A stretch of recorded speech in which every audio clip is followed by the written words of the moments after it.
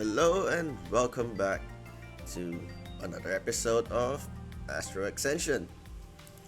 Welcome back to the channel, and yeah, we last left off. Basically, this is like halfway of us. I think I hit my mic. Sorry about that. You can't look at the logs when you load a save when you have choices. So yeah, this is where he asked us to go to our room. Let's go with the funny option. But yeah, but last episode we were sucked into the desert planet against our will. And yeah, our ship was like need some repairs, but we still can't leave because there's some relay repeaters and we have to disable some hex shield that is set up by the pirate crew called Xenog. And yeah, Xenog is not treating the inhabitants of this planet really well, and in fact we didn't even know this planet was inhabited in the first place. So we thought it was uninhabited, right? And now we know that it may be inhabited, like they were possibly oppressed by this Xenog guy.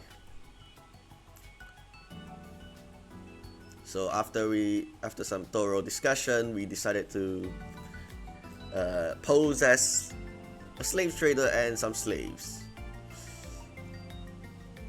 So while the girls head out, Kai asked if he can come to our room. So yeah, we're gonna go with the smart-ass option. I knew this would happen eventually. Spend enough time with me and my charms become irresistible. Hey man, I'm flattered, but I just see you as a friend. That's good to hear, cause I'm only helping you as a friend. Helping me with what? Hold on, I forgot to check whether... Okay, I set my avatar on the bottom right. Good. Okay, continuing. While the girls will be changing into more appealing outfits, we need to make sure you look the part of their slave trader. To do that, I need access to your closet. Ah, that makes a lot more sense. And I kind of forgot to delete my previous recording, just in case I don't have enough space for that. Let me just do that real quick.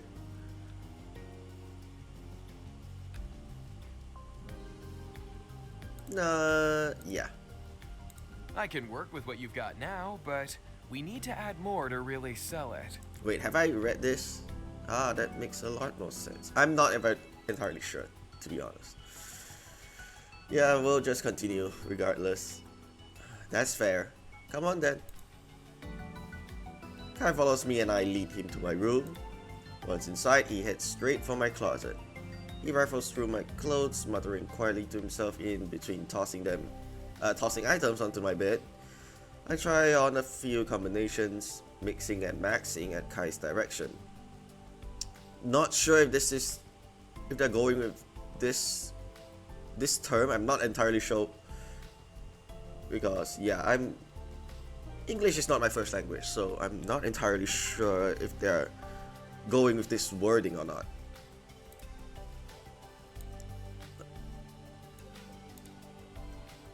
Yeah, and by the way, this is technically the third take, and because I tried to combine this part along with the previous episode in like one take in the previous two recordings, but eventually somehow the time was too big.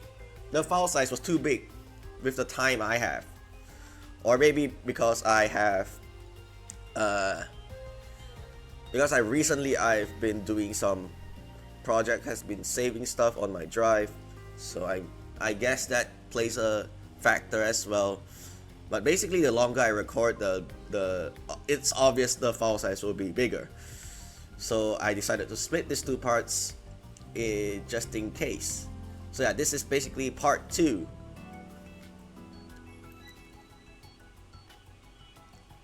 Yeah, this is basically part 2 of the recording, but yeah, I'm obviously recording this at a different time because I will be busy with real life and stuff. So yeah, I only have time like once I have some time of my own. Yeah. Yeah, I think I read this already. My clothes make up an adequate base, and with the help of a few accessories from Kai, we scrape together a suitable outfit. He steps back and admires his handiwork. Not bad at all. I glance myself in the mirror. A scruffy trader who's up to no good looks back at me. I wish there were a CG that shows us how we actually look like. Well, they could show us looking at the mirror, the CG of us looking at the mirror with Kai behind us giving a thumbs up or something. But yeah, I think CGs are mostly reserved if we are with the girls, right? Because I don't remember us, like I don't remember. Oh wait, we do. I think in Ethereum. No, not Ethereum. Back in Crystalline, there's a CG with the Zack, which is the only guy companion in the party. That only happens when you're doing some really funny off character stuff with him. Like, he's normally not the one to smile, and he kind of forced himself, or I'm not sure if we dared him to smile, and then yeah, that didn't work out, and it's really hilarious, that scene. But yeah, normally CG doesn't happen with guys, but this part could have been a potential CG moment. I think I read this. Yeah, this will work. As we exit my room, Kai pauses. Okay, I don't know why, but my throat's kind of dry. I really need to grab something to drink. Hold on, I'm sorry.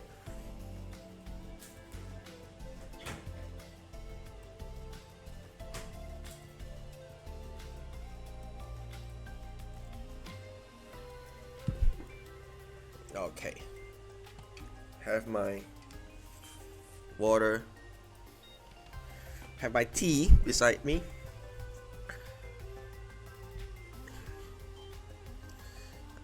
I'm not sure if I read this. I'll read it anyway. As we exit my room, Kai pauses. Actually, I've got one more thing I want to give you. I'll meet you in the lounge. Okay. Kai and I split down opposite ends of the corridor. I slide open the door to the lounge and sit on the couch to wait. A few minutes later, Kai arrives, carrying a long leather coat. Here, put this on. Hold on, let me check 2 more things. Alright, back to continuing. I'm sorry that I make some random pauses here and there. I do, shrugging the jacket over my shoulders. It fits perfectly. Is the coat really necessary? Trust me, you'll want it. Not only does it secure your look, but the pockets are invaluable. They'll frisk you first, but once you're inside, it'll provide ample room to liberate things. I find the 2 outer pockets and with Kai's gesture, I then wait, what? And with Kai's gesture, I then find many hidden inner pockets too. Only Kai would voice crack. Only Kai would have a coat like this.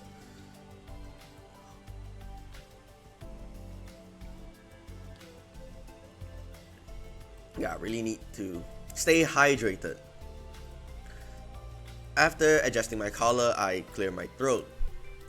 So, yeah, let's do that in real life as well. So, how do I look? Kai grins. Like someone I'd definitely buy some girls from. Okay, that came out wrong. I never thought hearing that would be a good thing. It is what it is. Kai shares some extra tips on how to get into character. It's a little disconcerting how much he knows about this topic.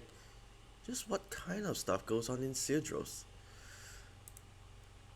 Yeah, I'm guessing this basically, like I said in the previous episode, this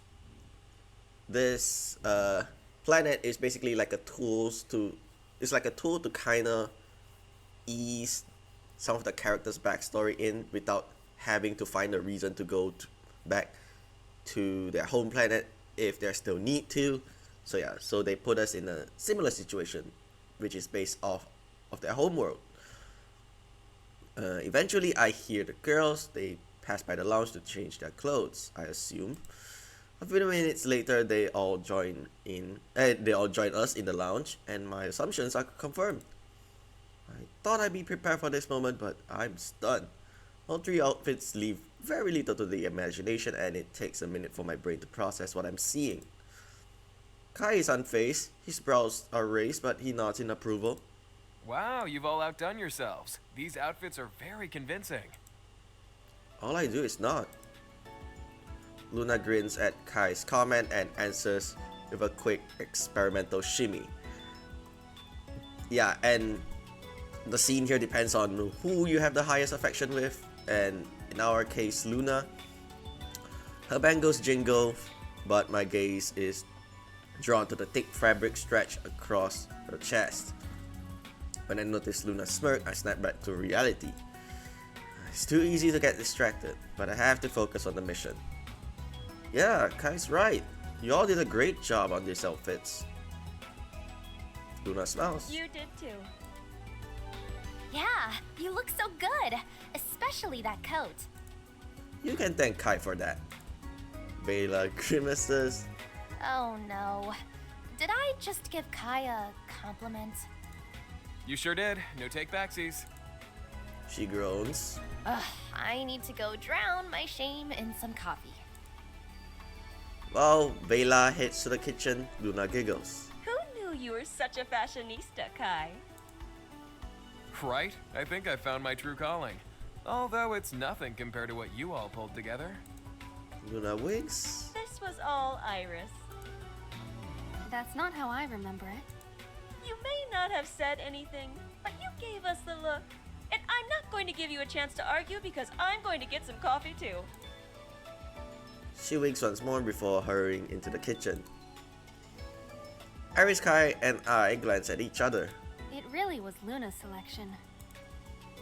I know. There's no way it could have been you. She pauses. Why not? Because you'd never agree to an outfit like this. In fact, I'm surprised to even see you wearing it. It's for the sake of the mission, and given what's at stake here, that comes before my own personal feelings. That's a very professional way of looking at it. Yeah, normally in these three options, obviously in our usual jokester manner, we would pick the second option, but yeah. In the very first take when I choose this, they are both unhappy with it, so we're gonna go with yeah, I'm gonna go with the first option, and in another run, well, I'm gonna go with the third option. This one, although you may not have the chance to read this, maybe I'll leave this for... Oh, you know what?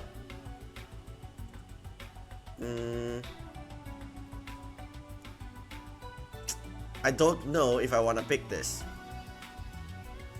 Because I'm thinking, if I'm going an Iris route, I'm gonna pick the other two options, right?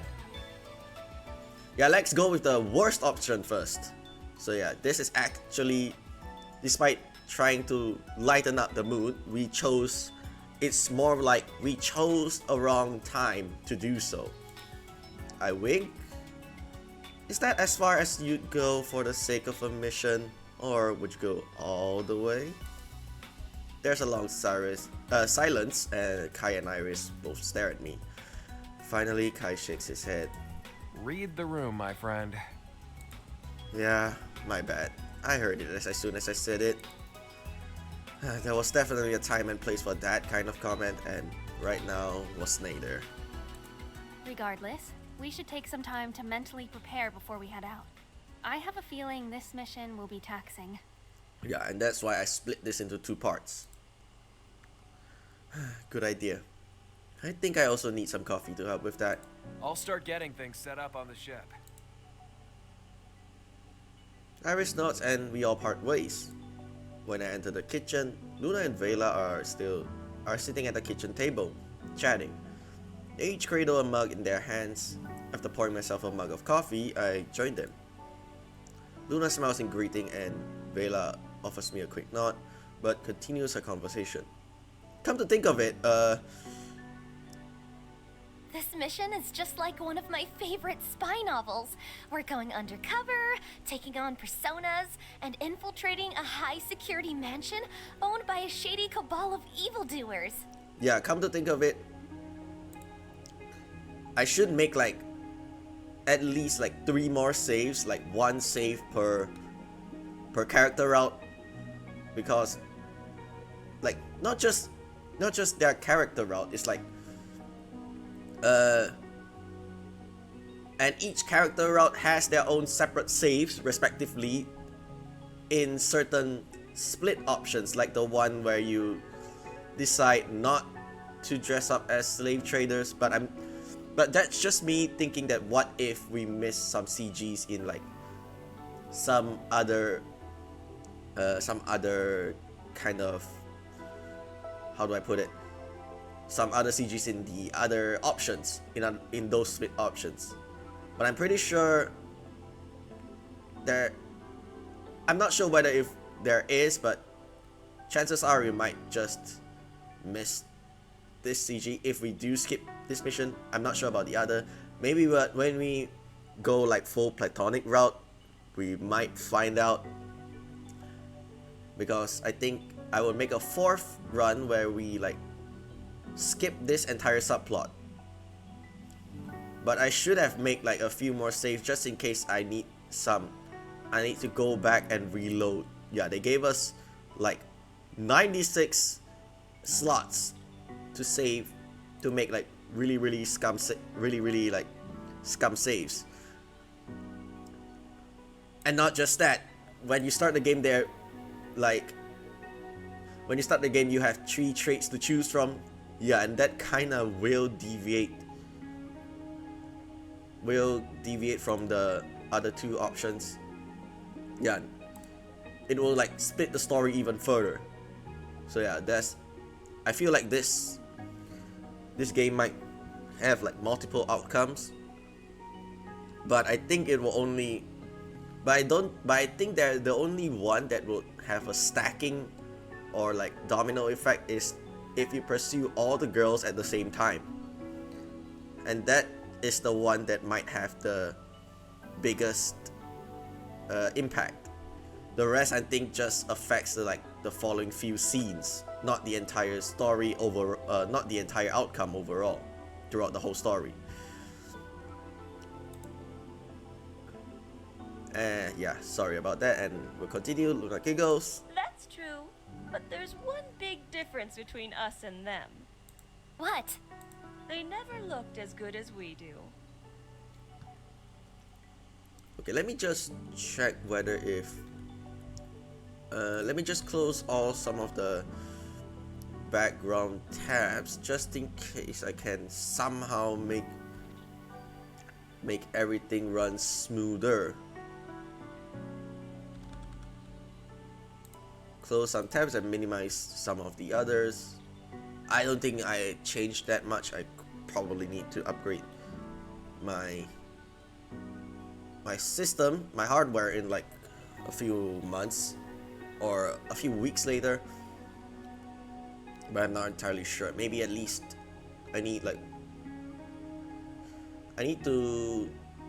the only time I have is like during May that I might be able to check whether if I can upgrade some of my laptop parts, but laptop has more restrictions in upgrading parts, so I'm not entirely sure. Vela laughs and Luna grins. You know it. We've got the skills and the moves. Xenoc won't stand a chance. You seem pretty confident about this mission, Vela. Hold on, let me... Okay. Why wouldn't I be? It's no different than any other mission we've been on. I'm glad that you have such a positive attitude, but we still need to be cautious. Unlike our usual missions, we'll be at a disadvantage since we're going in unarmed. It's fine. I completed my mandatory military service on Corvus, and that training included hand-to-hand combat. Oh, let me just check one more setting. Oh, shoot! I accidentally... Why they put a keybind on the skip? Shoot.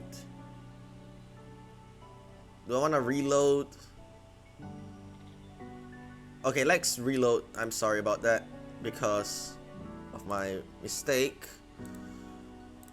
Let's reload, and I'm gonna skip until we reach that part. So since we restarted, I'm sorry about that. We can explore the other two options now. So I'm gonna ask why. I'm gonna ask the obvious question, but why? Because your room is where your closet is. That's true, but it still doesn't answer my question. While the girls will be changing into more appealing outfits, we need to make sure you look the part of their slave trader. Okay, this part we'll skip. That's fair. Come on then. The log.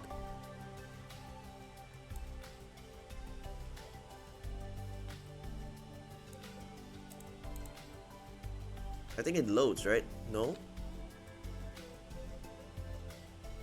How is this? Not bad. Not bad at all.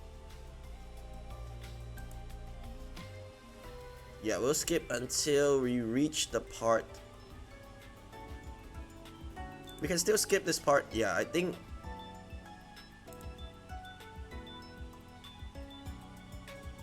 Yeah, I don't know why. I think they just make a few... like... a few parts to skip just in case you accidentally skip. Like, they also made a few checkpoints with the skips. Yeah, since we already picked this option, I'm gonna pick...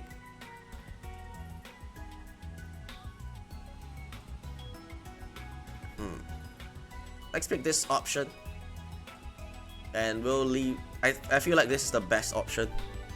Because the second take, I actually picked this option. Yeah, we'll pick this one. Yeah, we could all stand it to be as dedicated as Iris. Speak for yourself. I'm plenty dedicated.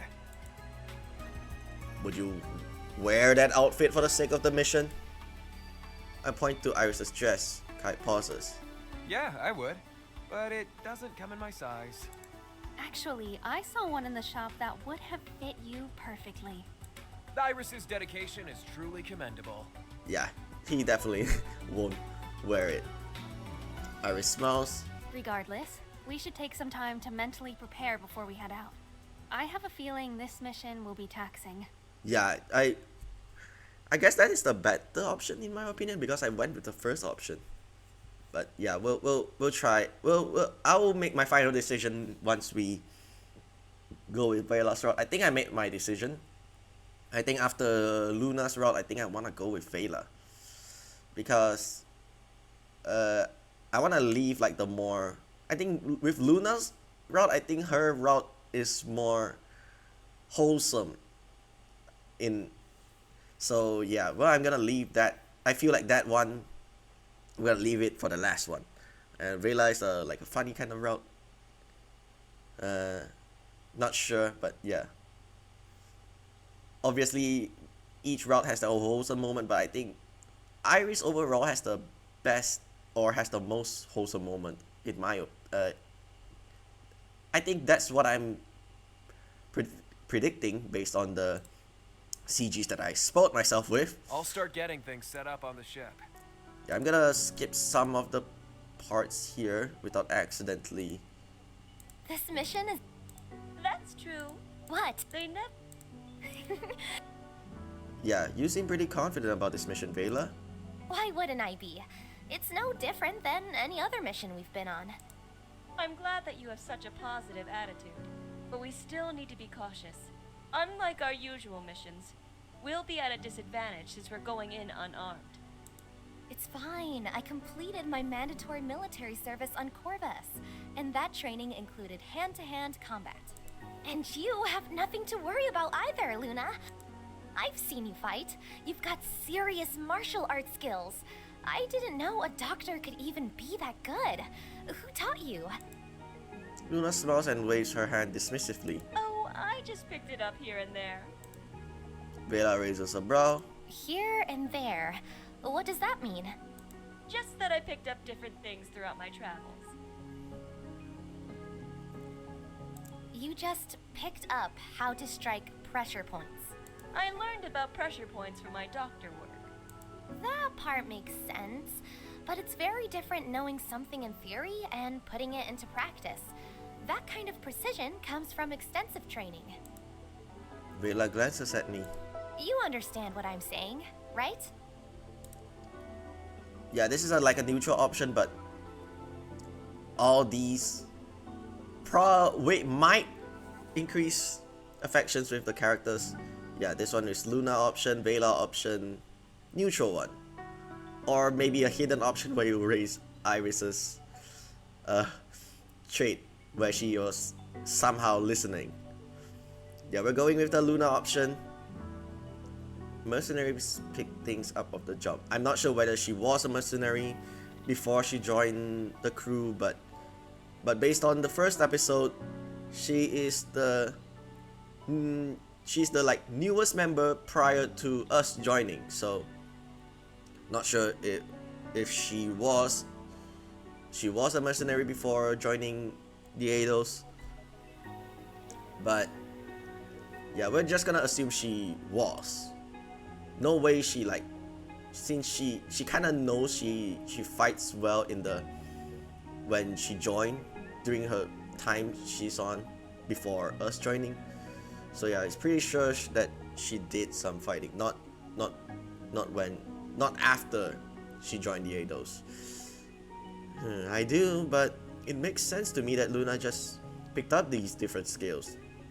There's no formal training to be a mercenary, so most of their combat skills are learned on the job. You have to be open-minded and well-rounded in this kind of profession. Luna smiles. Exactly. Yeah, part of me also agrees with Vela. There's more to her than meets the eye. Vela glances between Luna and me, obviously still skeptical but doesn't push it. Iris stands in the kitchen doorway. All right, everyone. It's time to start the mission. The three of us stand up in a flurry of movement, our conversation quickly forgotten as we prepare to depart. Once we're all ready, we meet up in the cargo bay and filter onto the buggy.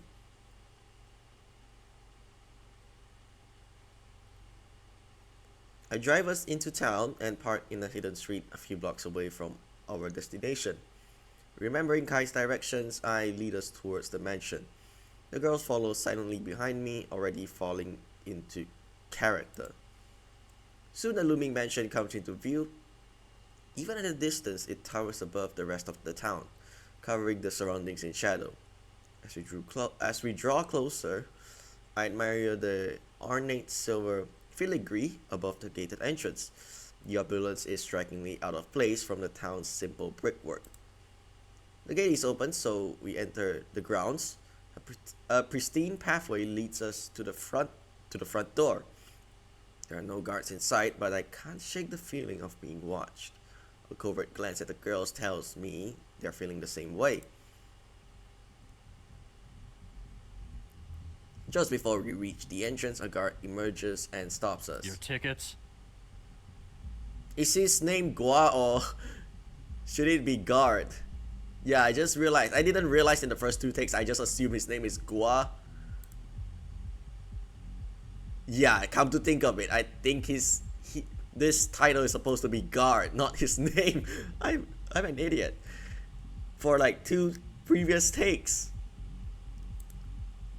Okay, time to put on my best impression, despite me will probably not sound as convincing.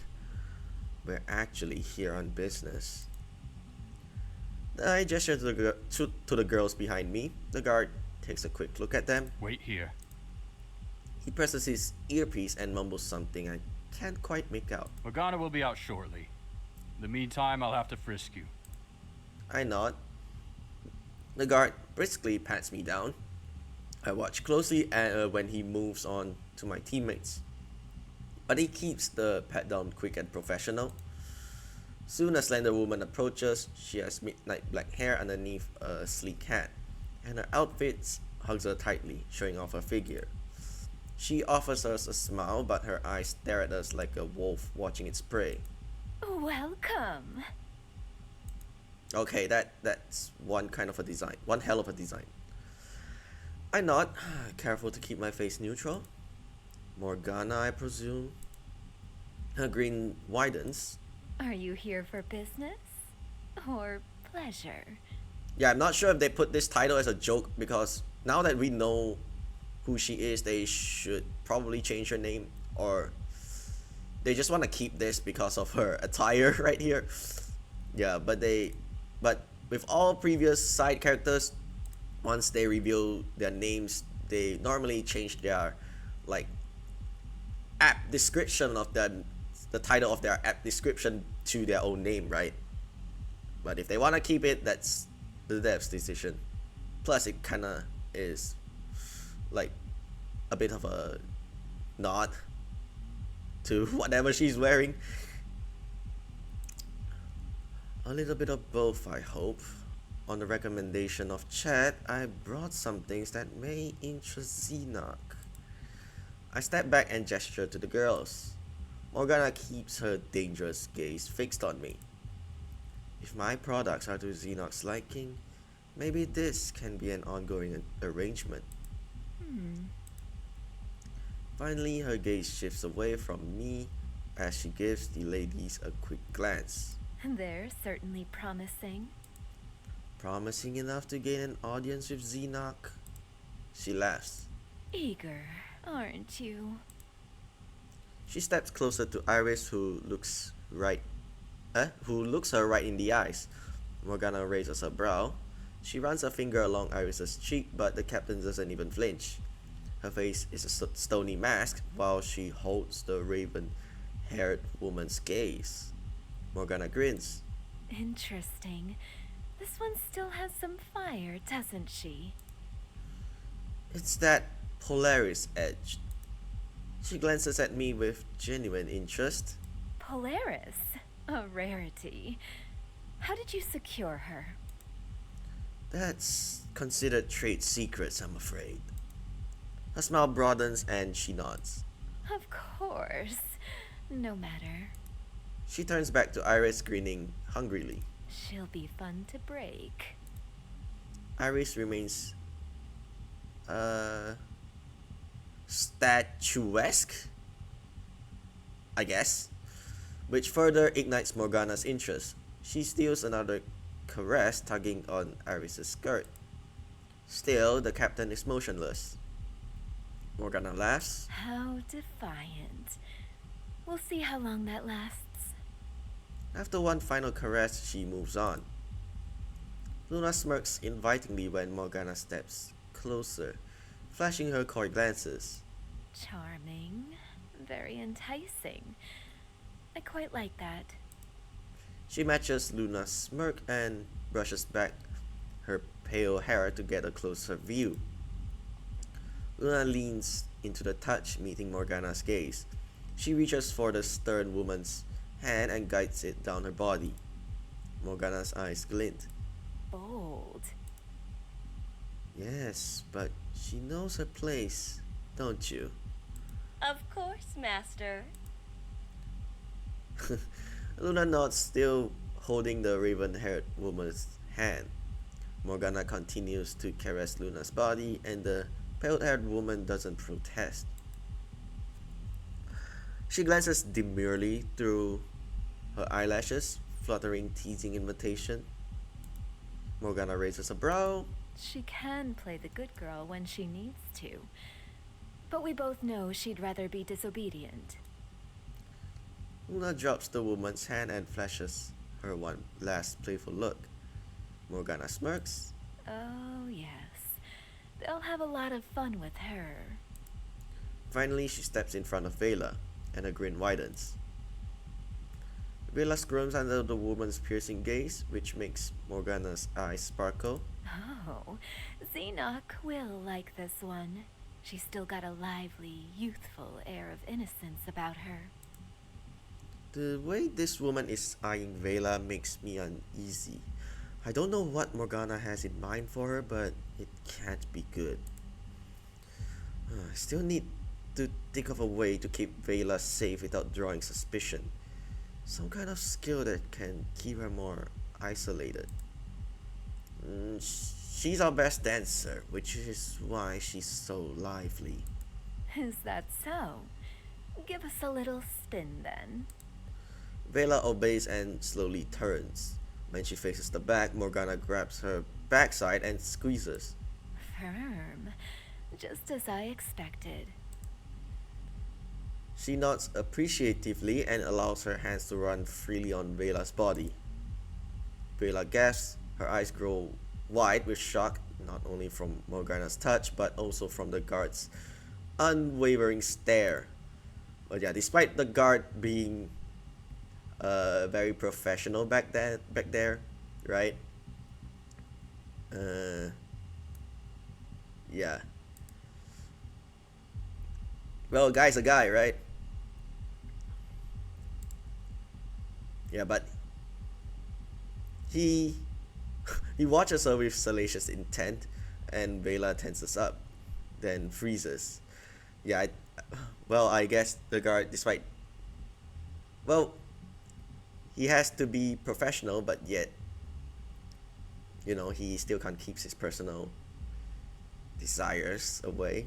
But he has to be professional since he's on the job, I guess. I need to do something.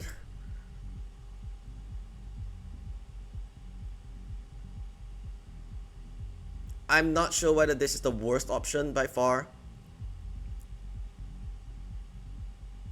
I guess this is more of a Vela route.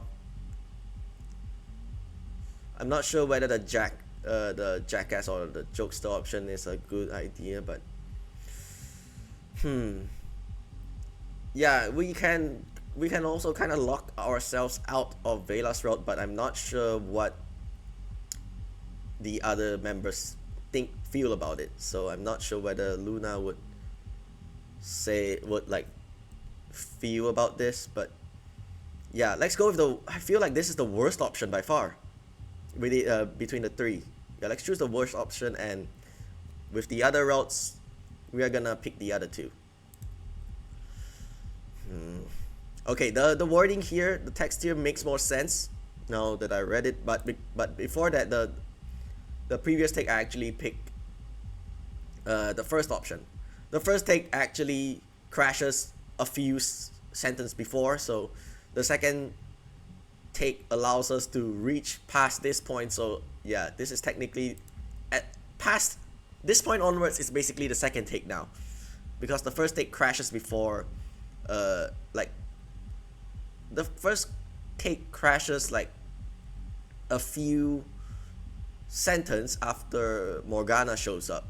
So yeah, the second take at least got us inside and then crashes there. So once we got inside and go through a few sentences, that would be completely I will be completely blind now. So yeah, I don't want to tell her to stop touching Vela completely, because that might draw suspicion. Maybe if I can redirect her attention to somewhere more appropriate, Vela would feel so nervous. I grin, keeping my voice casual. Impressive, isn't she? Perhaps you'd like to take a closer look elsewhere? Her legs, maybe? Morgana raises her brow. Are you asking me to further touch your girls? Sure. You don't want to?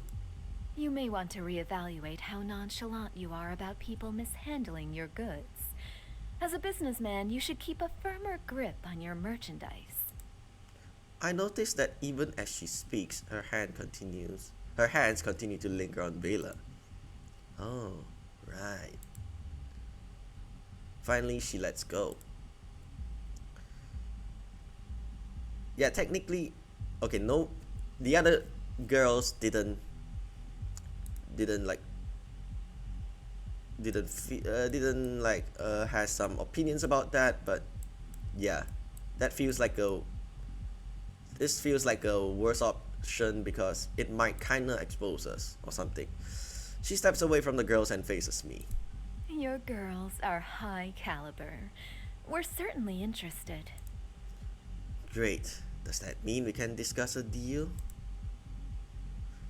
A grin returns. That depends on how well they perform.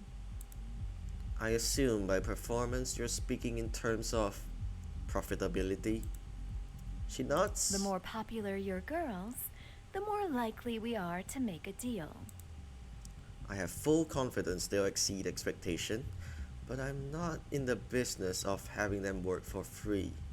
Will I collect any of the profits? You'll get much more in Xenoc's generous offer, assuming we come to a deal, of course. I nod. Fair enough. Then what do you need them to do? What do you need them to do? Yeah, I think I said the right. Follow me. I think I said the correct one the first time. Morgana turns on her heel. The guard steps aside as she leads us inside the mansion. A small hallway opens up the main ballroom. Thumping music blasts throughout the room. The lights are dim with certain sections highlighted in colored spotlights. Hold on, let me... Although I think I deleted some of the files, I wanna check one last thing. How do I look up things like... Because although I did delete the previous recording,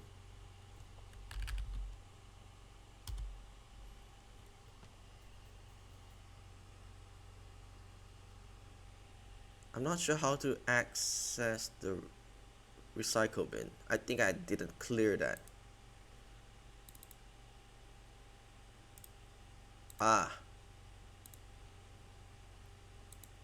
Hopefully that didn't okay, we haven't hit the 1 hour mark, so yeah, it crashes around 120 or 30 because of the new projects I started. So yeah, that leaves us with even less drive space to work with.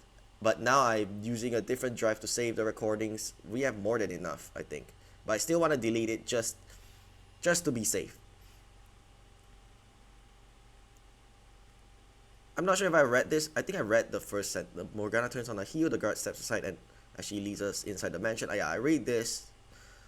A small hallway opens up to the main ballroom. Thumping music blasts throughout the room. The lights are dim with certain sections highlighted in colored spotlights. I smell a mixture of wine, food, and sweat.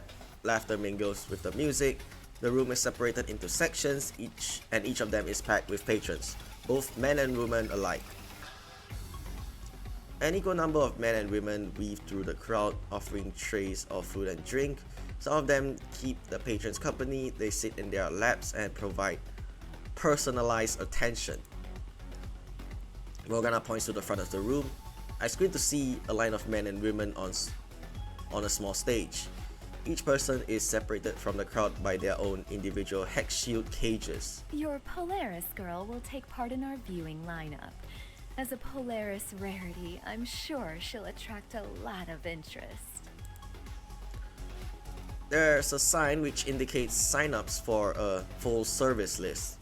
It doesn't take a genius to understand what that means. I fight down the automatic response to refuse. Iris would never take part in this list anyway. Once we meet Xenoc, we can end this entire charade. I glance at Iris. If she's bothered, she doesn't show it. Next, Morgana points to a series of raised platforms where dancers spin and sway their bodies. Above each dancer is a counter which indicates how many credits they've earned. Below the stages are the viewing areas where the patrons sit and watch the show. Your dancer will go there. Vela glances at the other dancers. I can't quite read the expression on her face, but she manages to muster a smile. And finally, Morgana smiles at Luna. we'll have this one working at the serving stations. Okay, I think the second take crashed around this point, so right after this, I'm basically going in blind, so I don't know what happens next anymore. She gestures to the group of scantily clad men and women who attend to the patrons seated at the myriad of tables of booths. Yeah, this wording looks weird, but I'm pretty sure it's the right word, I guess. Yeah, it kind of feels weird reading it. Luna smirks. Yeah, we crash around this point, so after this, I'm not sure what options are there to choose from, like what are the good options now. So yeah, I'm just gonna go with my gut past this point. Yeah, from this point on, it'll be the take one of whatever happens next. That all sounds good to me. I'll be here to keep a close eye on them. I don't doubt that. I'll give you a few minutes to prepare, and then we'll get your girls to work.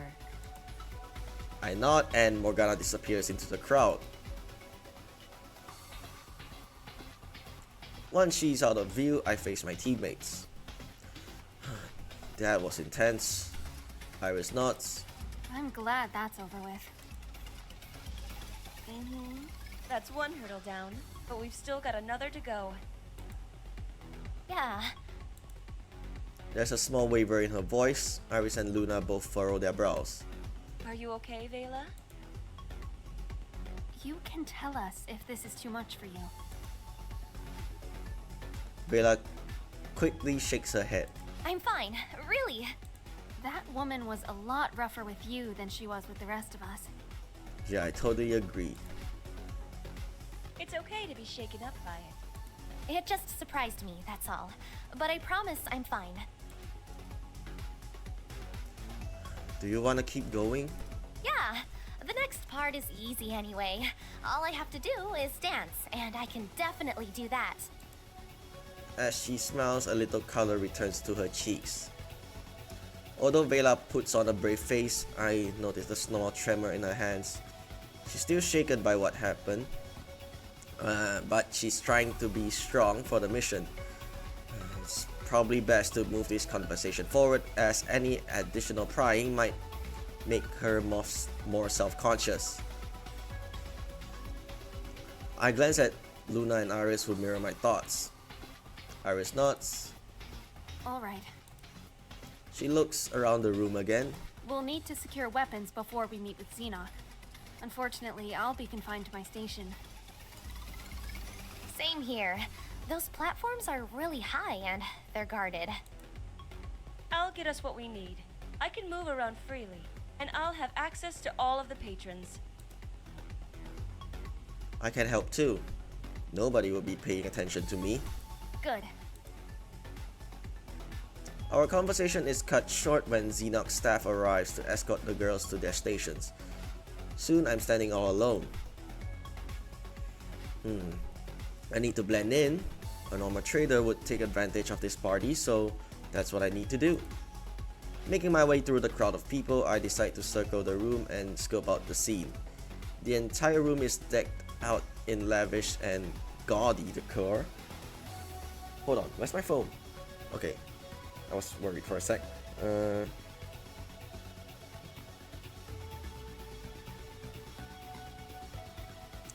Okay, the walls are gold marble, and even the vases are carved with gold trim. There must be more money here. There must be more money here than the entire town. I accept any food or drink that's offered to me, but I'm careful not to drink too much. I need to be on the lookout. Luckily, most of the people at this party are armed. They must be Xenox associates. As I look for an opportunity, I sit down at a nearby table. Immediately, a young woman approaches and offers to take my order. No, thank you. What are you doing?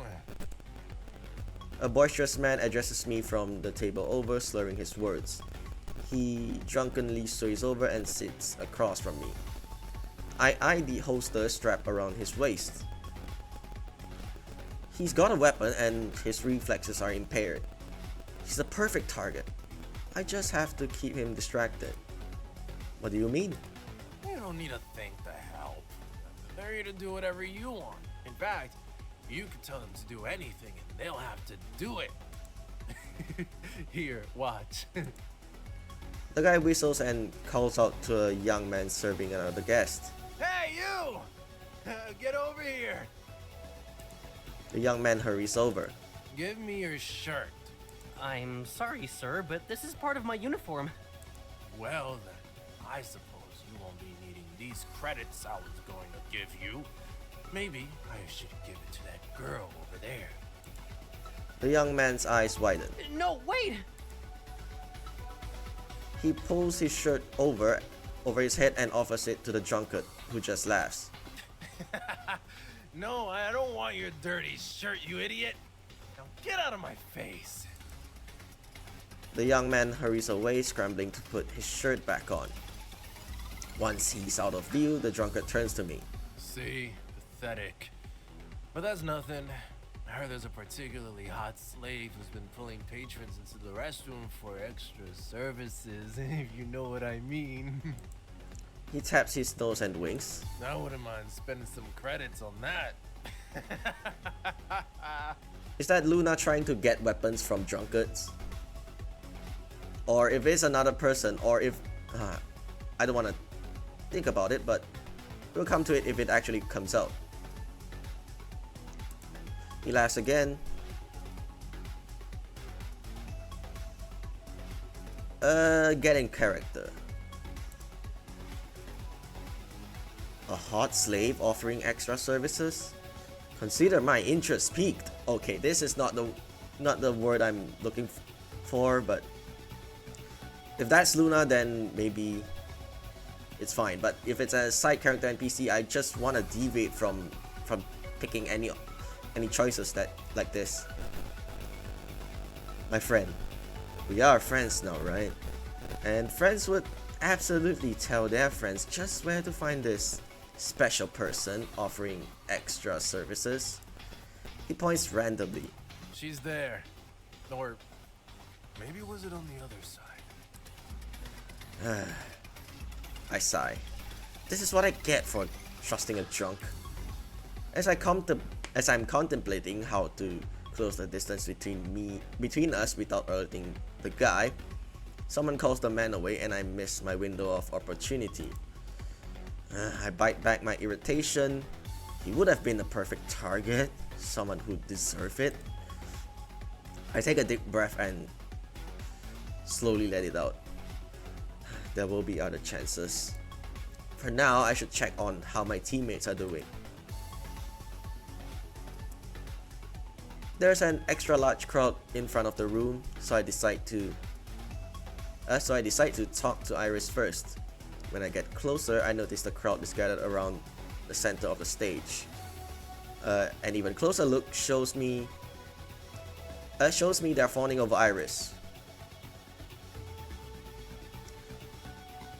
She sits behind a hex shield with a sign titled Exotic Polaris Beauty. The crowd taps against the shield, whistling and shouting obscene comments that would make even a hardened mercenary crack. Okay, so we got scenes from everyone, I suppose. Since we got Iris, safe to say we can get Luna and Vela scenes. So if that's the case, we could skip this subplot the next run, unless there's more than one CG with her. If there's more than one, well, we'll see. For now, I'm assuming we'll get one with each of them, but I'm not sure if there's a second one. If there's a second one, we still have to make like 2 more runs. I'm guessing if there is a second one, we'll get the one with the highest affection. But I'm guessing, yeah, we'll cross that bridge when we do our second run.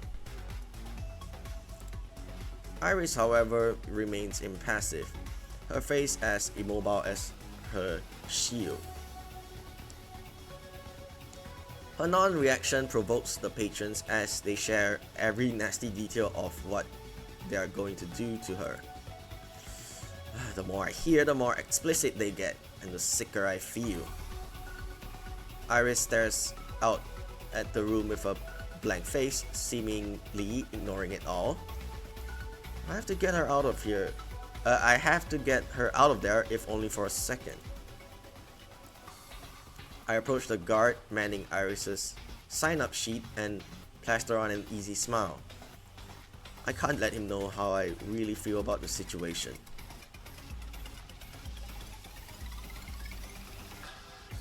How's she doing?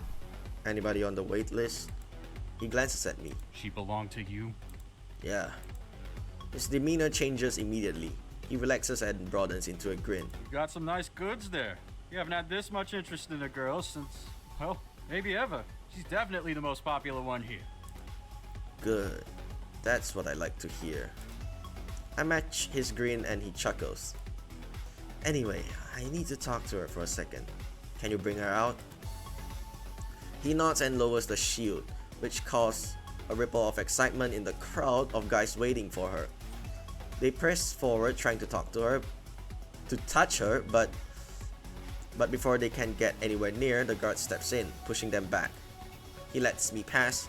I draw more than a few glares from the patrons as I pull her aside, leading her by the arm to keep up appearances. She tenses in my grip. When we're out of earshot, I release her. Iris takes a deep breath, letting out all of her tension and frustration. How are you holding up? I'm fine. I shoot her a look.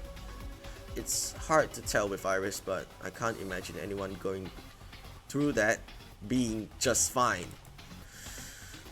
I've heard the kind of stuff they were saying. There's a pause, then Iris sighs. I'd be lying if I said it wasn't getting to me.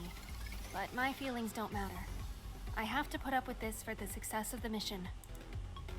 Despite her calm words, her jaw clenches and her fist balls. Her fist ball. This is the most emotional I've ever seen her. I never would have guessed just watching you. You showed no reaction at all. They're trying to rile me up on purpose to get a response, but I won't give them that satisfaction.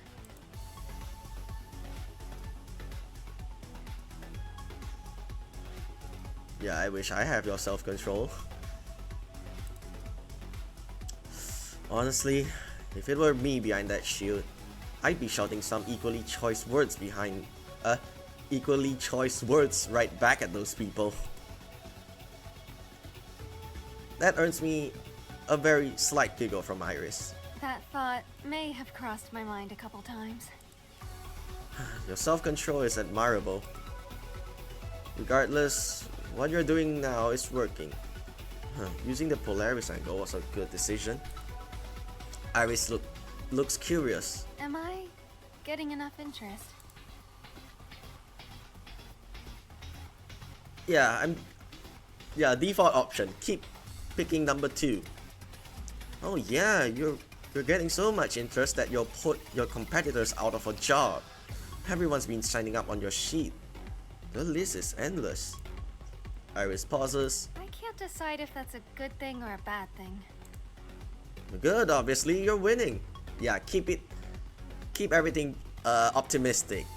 Yeah, it feels much better and less awkward. Having the opportunity to personally entertain an endless list of people somehow doesn't feel like winning. I might have forgotten about that minor detail. Of course, we'll be done with this mission and long gone before anything happens. She smells softly. Lucky me. I'm just glad things are going according to plan. Speaking of which, what about you? Have you secured any weapons? I shake my head. There are too many people around, so I haven't found an opening. She nods. We've still got time, so keep trying. Has Luna had better luck? I haven't talked to her or Vela yet, but I will. Please do. Let's hope things are going better for them. I spot the guards sneaking glances at us. They're getting angsty. I should take you back before someone comes over to investigate. Iris takes a deep breath and then nods. Let's go.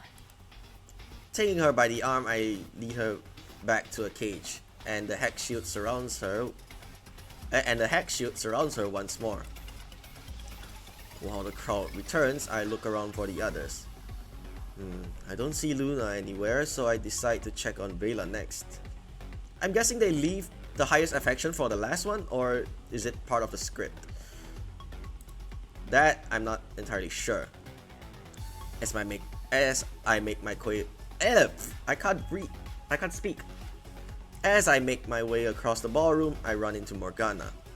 She smiles, but it doesn't reach her piercing eyes.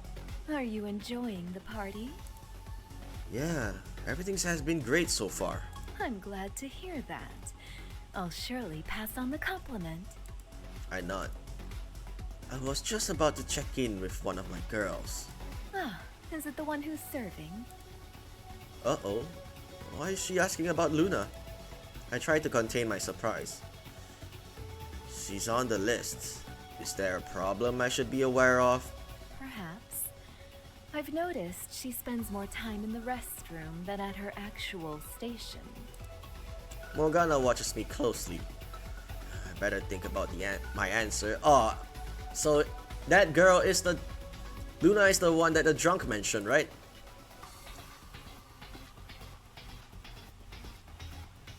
Yeah, I feel like this is the correct term.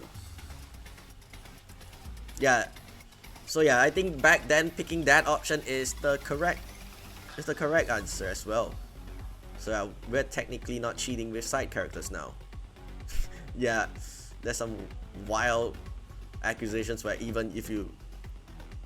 Yeah, I'm not sure.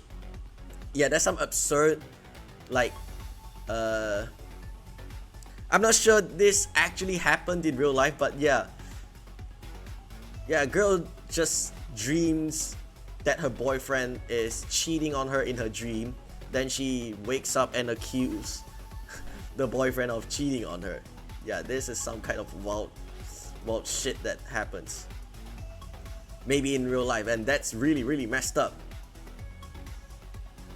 Yeah, but I digress.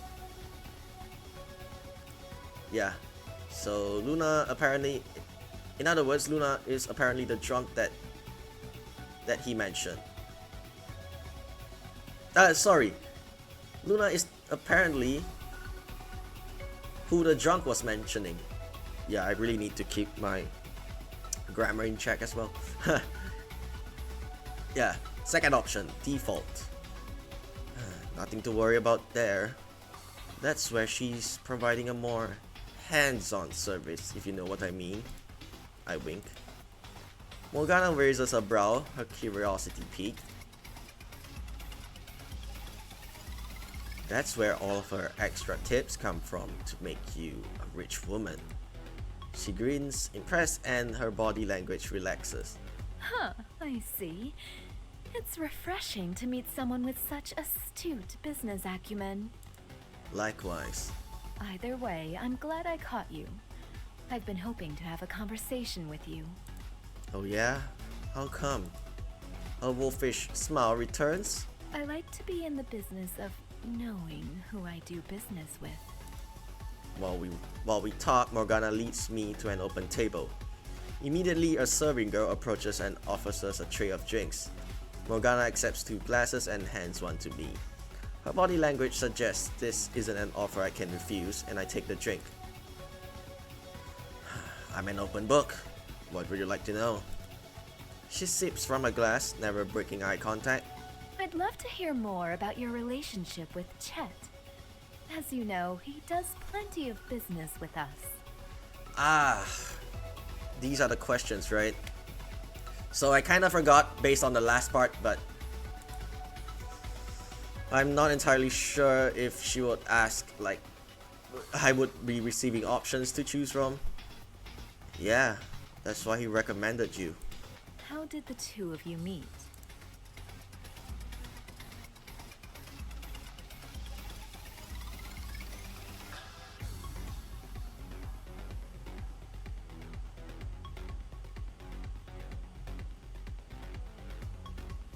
I think this first one is the correct option because he's more about business. Yeah, based on what Kai mentioned in the last episode, this is definitely not the correct option. So I think this point we're gonna pick the safest option. The best kind of lie is based on the truth. Since I know Chet sells girls to parties, I should be safe using this explanation. It's kind of a funny story. Chet and I both tried to sell to the same club owner, so we started out as competitors. When both of our girls were accepted, that's when we got to know each other better. Morgana smiles. How very interesting. I assume that means that you and Chet are quite close then. Yeah, I've known him for a while, and I considered him more of a friend than a business associate. She smiles softly. Is that so? Then it's too bad you just missed him. Chet was doing business here a few days ago.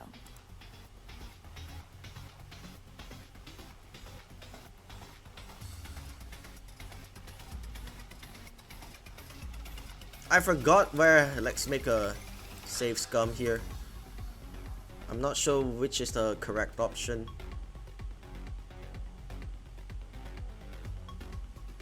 That does this option?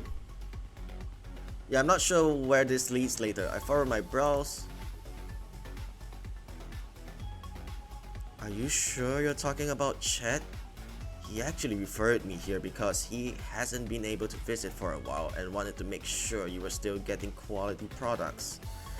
She grins broadly, her eyes twinkling. Ah, of course, you're right. I had him mistaken for someone else. Yeah, I thought so. Speaking of which, what is keeping Chet so busy these days?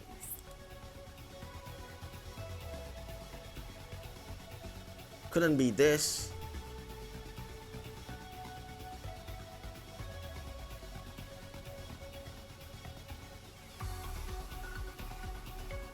Not sure about this one. Let's go with this. He's spending more time selecting and training his girls. As you know, Chet is serious about his product.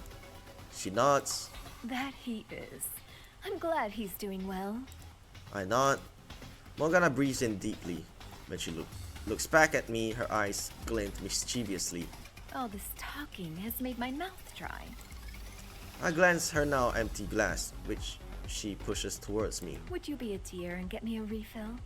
And also something to nibble on? Of course. Let me call over my girl. No, I'd much prefer to have you taking care of me. Her eyes are challenging and her smirk taunts me. This is another test, but of what? I'm still unsure. She's pushing boundaries. Someone of my status would never accept this sort of quest, but she clearly wants me to play along. It would benefit me to make her happy and gain her trust. I'm not sure about this. Accept, I guess. Yeah, this is the blind one. So if we messed up, we still have a backup save to fall back on. Let's see where this leads. I smile. For you, and only for you, it will be my pleasure. I feel her eyes on me as I walk away. At the serving station, I grab another drink and a small plate of grapes. I place them on the table when I return. Morgana reaches for a drink. She meets my eyes when she takes a sip. Delicious. I'm glad you approve. She waits expectantly. Well? Yeah, I'm guessing where this is going now. We're basically gonna feed her, right? And do some weird shit with her. Her gaze flicks to the plate of grapes, then she looks back at me. A primal hunger dances in her eyes, one that can't be satiated by food.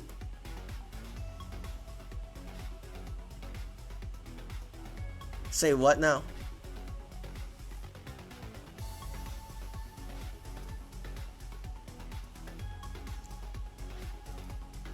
Yeah, I'm guessing all of these options doesn't work, right? I want to save scum here. Oh, I can have a lot of fun with this. Twirling a grape between my fingers, I meet her gaze and grin. Is this what you want? I reach forward until the fruit touches her lips. Then I pause. She waits patiently, watching me closely. What do I get in return? The same treatment? Why don't you do it and find out? My grin broadens. I gently place the grape in her mouth. Slowly she chews. How is it? Her gaze pierces my own. Then she plucks a grape and holds it to my lips. Taste it and see. I eagerly open my mouth. Her lips curve as she gently pops. As she gently plops the grape in. Juicy sweetness bursts across my tongue. It tastes like victory. Well, that was a nice break. Still smirking, Morgana pushes herself to her feet. I know you've still got some things to take care of, so I'll let you get back to it. I look forward to our next conversation. Same here. She nods before turning away. Her heels click on the floor as she strides into the crowd. That went pretty well. I think she trusts me a little more now. Hopefully that'll work in our favor. Regardless, I can't get too distracted. I still need to check on Vela. Shaking my head, free from my thoughts, I continue towards the dancers area. Vela's exactly where I expected her to be, dancing on a platform off to the side of the room. There's a sizable crowd of patrons scattered below her. Luckily, the platform is high enough that none of the patrons can reach her, so they shout comments instead. They're just as loud as the crowd surrounding Iris, but not as offensive. In fact, they cheer and shout encouragement. Vela in turn has a big smile on her face as if she's energized by the comments. She spins gracefully around a pole, swaying her hips in tune with the heavy beats. If I didn't know any better, I think she's having fun. She's having fun? A different guard is stationed in front of her platform. I stop beside him and point to Vela.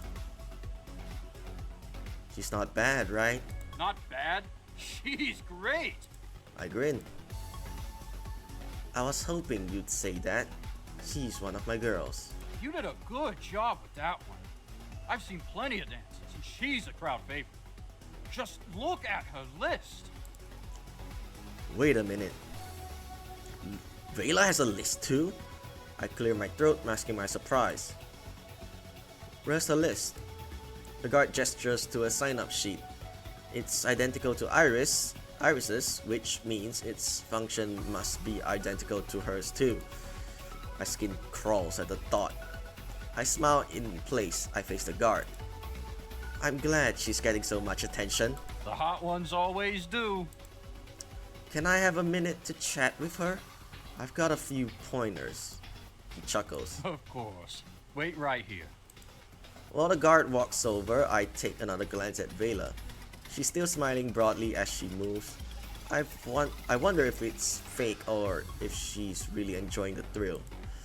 She stops once the guard grabs her attention and she leaves the stage.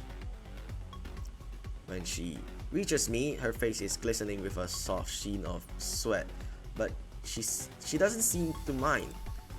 The guard leaves and no one else is in earshot.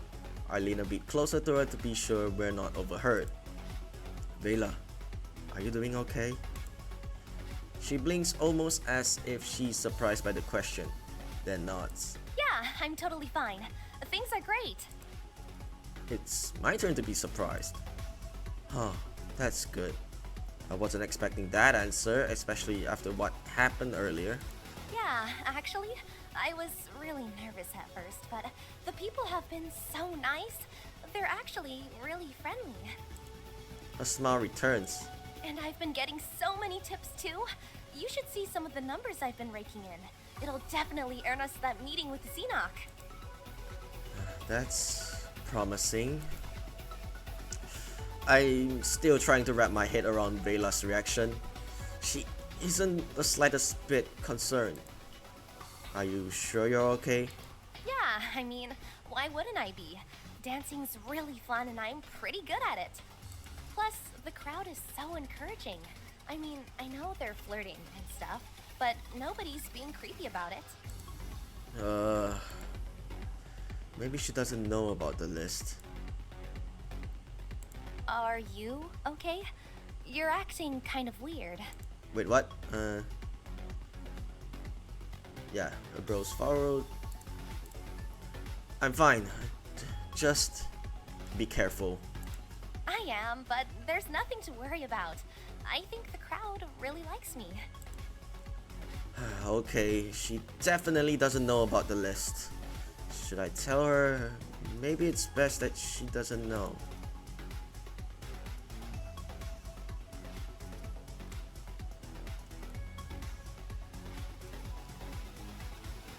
The default option? Trust me, they like you a lot more than you think. She blinks. What does that mean? Let's just say your dancing tips aren't the only tips you'll be making. She continues to stare blankly. Okay, I know what tips now. Huh? You have a list. What kind of list? Service list. She stares. How does she still not get it? It's a sign-up list to gain some private one-on-one time with you. There's a pause, then her eyes widen. What? Nobody said anything about that! Don't worry, we'll be long gone before anything would ever happen. I'm only telling you so you'll be careful around all of these nice people. Her gaze pans back to the crowd with disgust. I'll be sure to be careful. She glances at some of the other dancers. When she looks back at me, she has a new determination in her eyes. We have to stop Xenoc no matter what. I nod.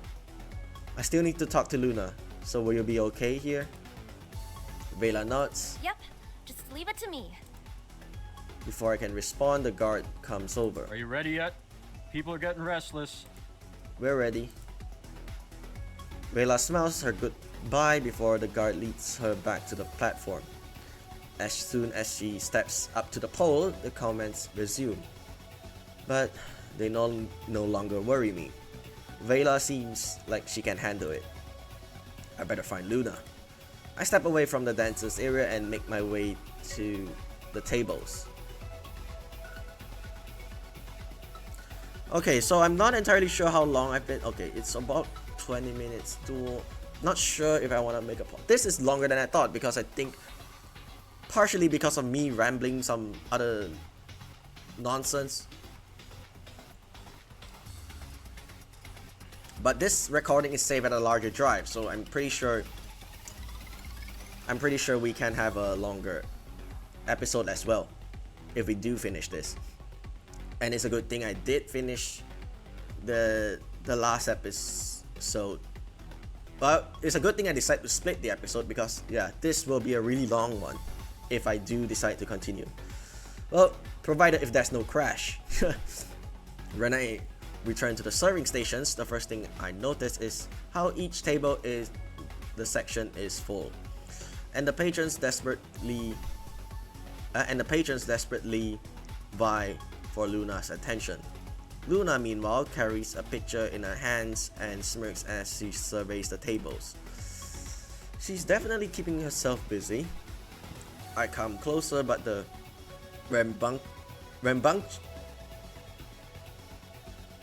Is this... How do I pronounce this? Rambunctious. I would say rambunctious, but I'm not sure if it's the correct spelling. Rambunctious.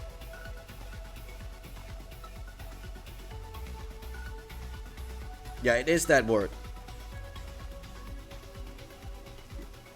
I'm guessing it is correctly spelled. Rambunctious patrons means that Luna doesn't see me. One patron works extra hard to catch Luna's eye. He's dressed in expensive clothes, and when he extends his arm, he shows off a diamond and encrusted watch. He points to his table. This should be enough for some special treatment, isn't it? The credit counter on the table flashes with a number high enough to make me choke. That's more than enough to pay off Celeste's hospital bill for this month. It certainly does. Luna smiles and slowly steps over to him, exaggerating the sway of her hips. Keeping eye contact, she leans forward and carefully refills his glass. The man grins, but that drops as soon as she stands back up. Enjoy. She smiles sweetly before turning away, but the man stops her. He sputters. Wait a second, is that it? Were you expecting something more?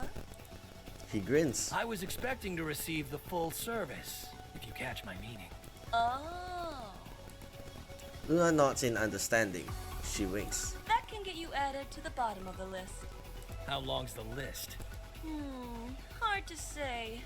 I'm trying my best to work through it, but... Yeah, missing line, I suppose. She heaves a heavy sigh, smirking as she catches the man staring. I don't think I'll get to everyone before my shift is over. His eyes widen. How do I get higher onto the list? Luna shrugs, feigning ignorance. Oh, I couldn't say. After all, it's not my place to decide these things. I'm just here to serve. The man pauses. Luna smirks again. I should continue working while you take a minute to think about it. She grabs the cloth on her discarded tray. Wait, what? She grabs the cloth on her discarded tray and walks to a newly vacated table. Staying within view of the patron, Luna leans across the table and wipes it down, giving him an ample view of her behind. Sweat beads across the man's brow as he stares with an intense desire. Every small shift is another tease, even the delicate way she bounces to reach the far edges is another alluring jiggle. From where I stand, I can see everything.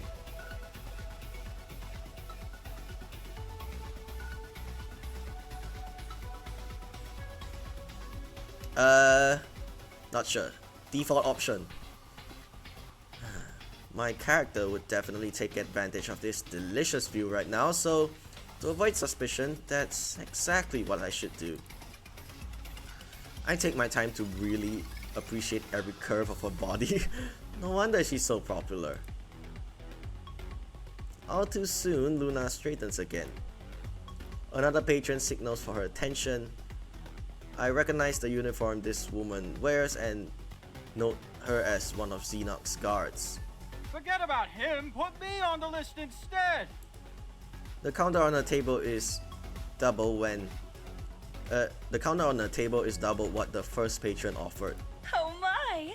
How very generous! The man scowls and quickly taps his device. Not as generous as I am. His counter triples his original offer. Oh, these are some numbers I've only dreamed about. Take a look at me! No, me!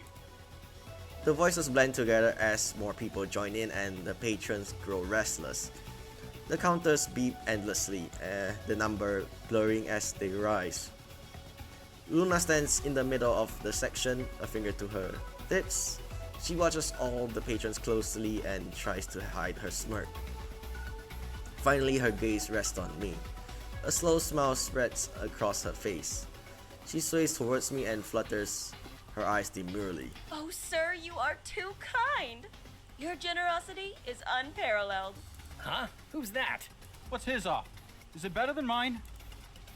While the patrons express a mixture of confusion and disappointment, Luna's grins turns devilish. Please allow me to express my deepest gratitude.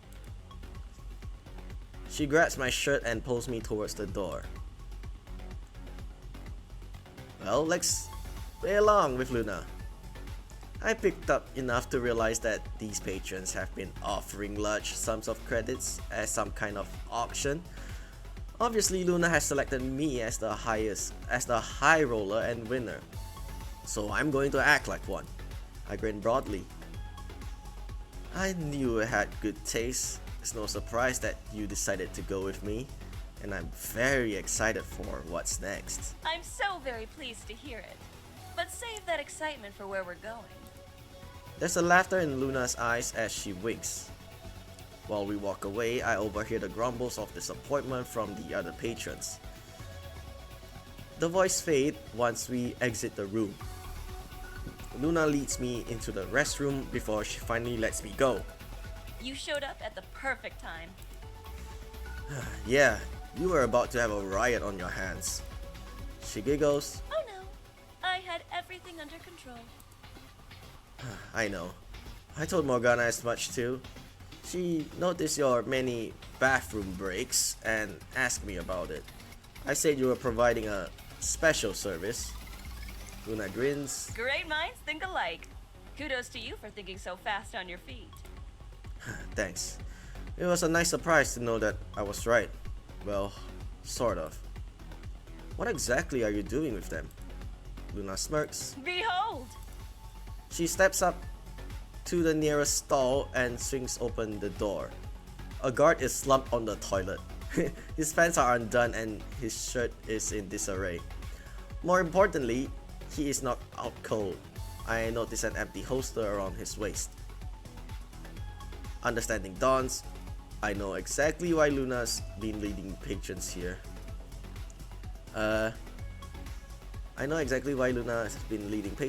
Unfortunately for him, he thought he was getting a treat, but he got tricked instead. Okay. Luna gingerly steps around the man. She winks. She reaches behind the toilet where she carefully removes her weapon. Then she winks. Ta-da!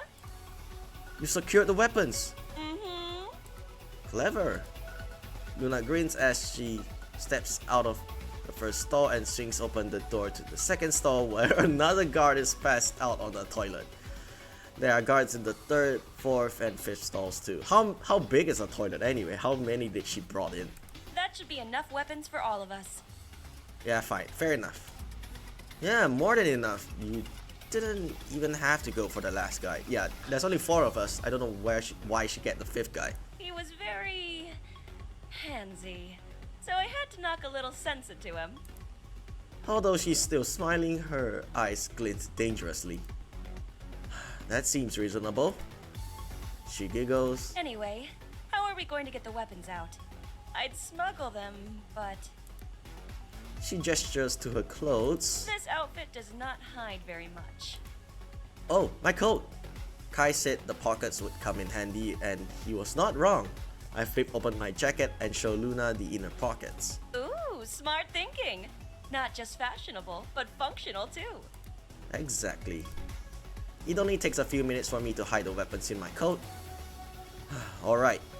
We should be all set when we should all be set for when we meet Xenos. Luna nods. Have you talked to Iris and Vela? Yeah, they're both hanging in there. Now it's just a waiting game. I suppose that means it's back to work for me. She smiles slightly, then she pulls herself into a stretch and puffs out a breath. I'll leave first. You should wait a little bit before following me so nobody gets suspicious. Sounds like a plan. Luna winks before slipping out of the restroom. I tap my fingers and wait for what I think is about 5 minutes before I peek out of the door. When the coast is clear, I return to the main ballroom.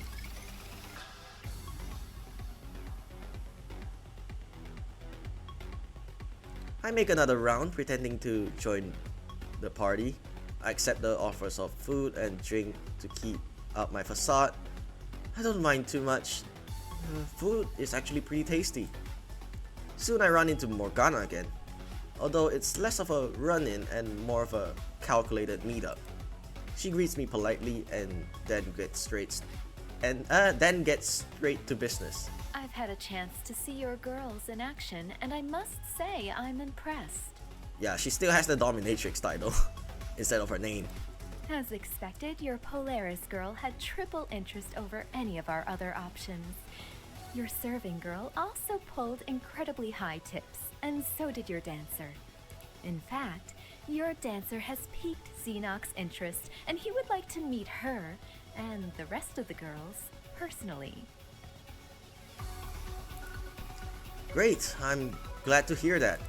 Good, as I've already set up the meeting. She smiles. 3 guards arrive, escorting Vela, Luna, and Iris each. All 3 of them silently filter to my side and wait expectantly. Now that everyone has arrived, please follow me. Morgana walks briskly towards a door which leads to an open corridor with a pair of elevators. She swipes a card and the elevator lights up. I hear the mechanical whirring set it in motion. Soon the elevator dings its arrival and the doors slide open. Morgana motions for us to go inside. We obey, then she punches an access code and smiles as the doors close shut. We're silent on the ride up. The guns weigh heavy in my coat. I consider distributing them before I notice the dark cameras in the corners. Yeah, I wonder what happens if you fail the so-called interrogation with Morgana. I wonder what will happen. I guess that's another split option, a split route, which I'm not entirely sure if that contains CG or not, but yeah.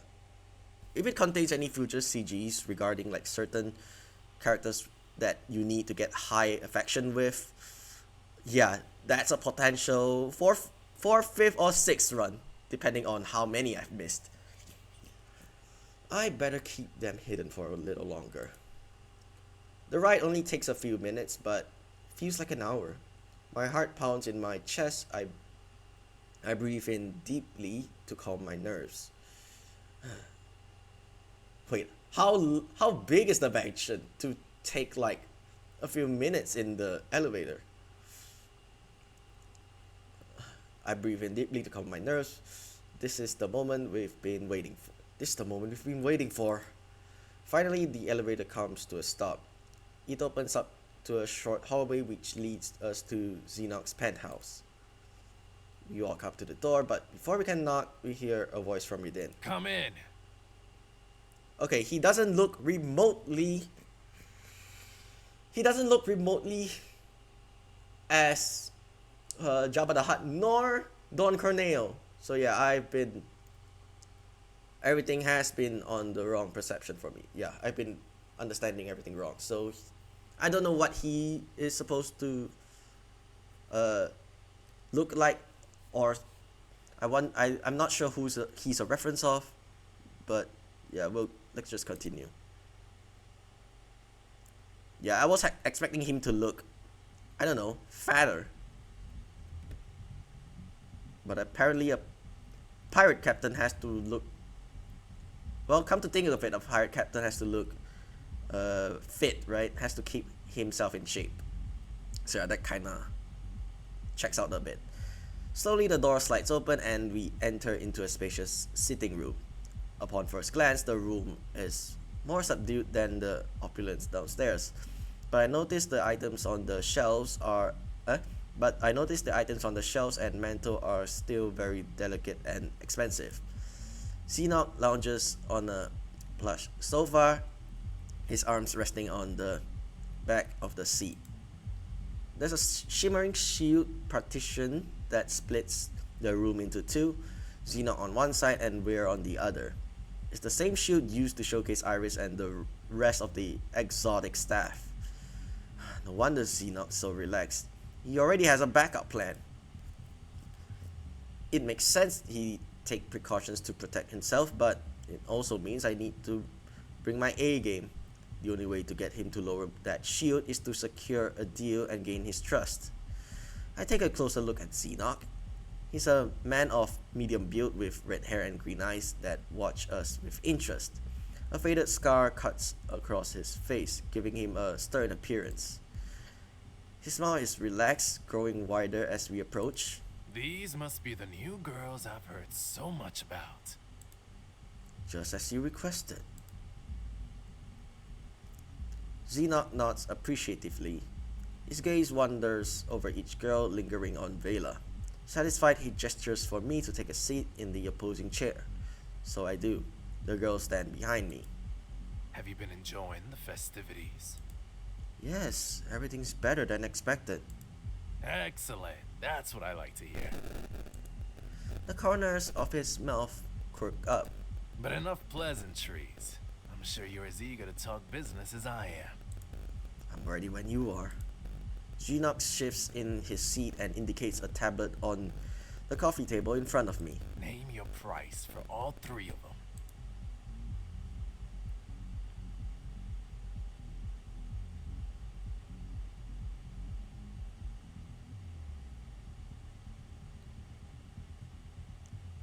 Yeah, I think the options doesn't matter, right?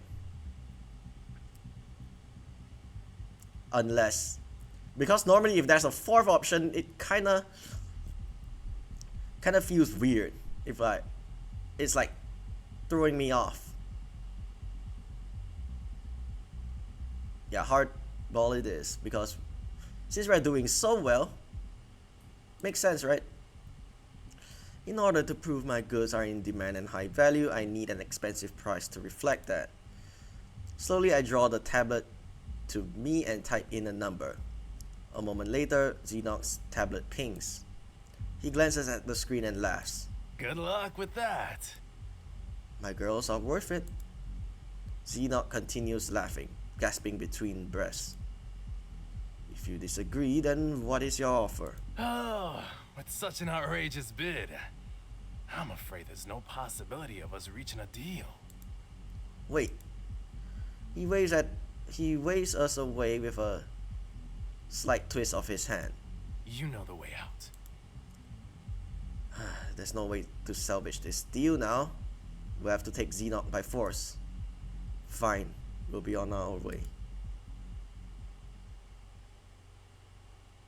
I stand and turn my back to Xenoc, gesturing for my team to surround me. As soon as they do, I crack open my coat and show them the guns. Iris nods, immediately understanding. She reaches for my weapon, Luna and Vela quickly follow suit, and I grab the last gun. Iris's voice is barely above a whisper. Vela, disable the elevators. Buy us time.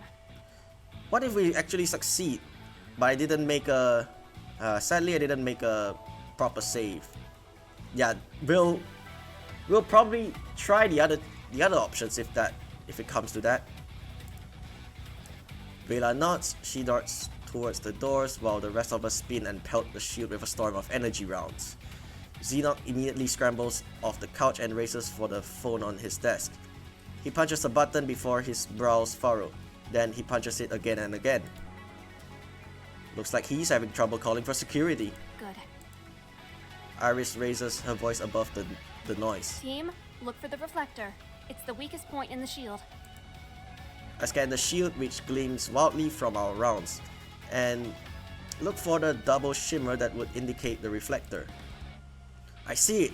Top left! Good eyes. Everyone, aim top left. We shift our target to the reflector. Vela returns soon after and aids in our efforts.